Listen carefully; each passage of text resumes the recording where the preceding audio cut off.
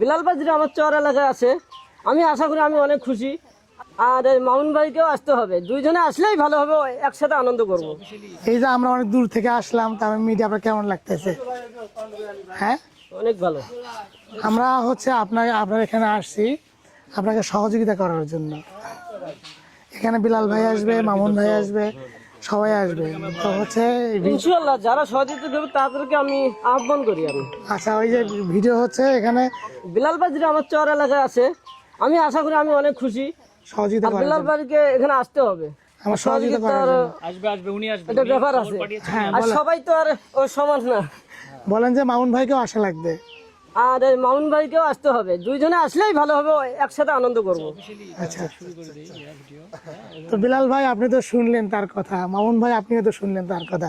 তো আসলে এই মানুষটা অনেক সহজ সরল, তার মাঝে কোনো হিংসা, কোনো বিদ্বেষ, এগুলো কিচ্ছু নাই। আমি নিজে এসে তার সঙ্গে কথা বললাম পার্সোনালি। তো বিলাল ভাই অবশ্যই আপনি ভিডিওটা দেখবেন আর তার জন্য কিছু করার চেষ্টা করবেন ভাই। আসলে এই মানুষটার নিজস্ব জায়গা জমি নাই, তার বাবা মা অসুস্থ।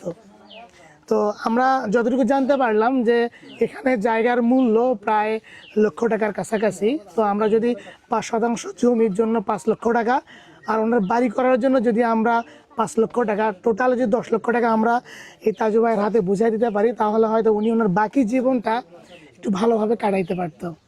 তো বেল্লাল ভাই এবং মামুন ভাই, তাদের কাছে আমার রিকোয়েস্ট থাকবে আপনারা এই সহজ সরল মানুষটার পাশে একটু দাঁড়াবেন। আর তার জন্য আমরা আসছি তামিম মিডিয়া, আমরা দেখি তার জন্য আমরা কি করতে পারি। এর পাশাপাশি আপনারা অবশ্যই আসবেন। ধন্যবাদ।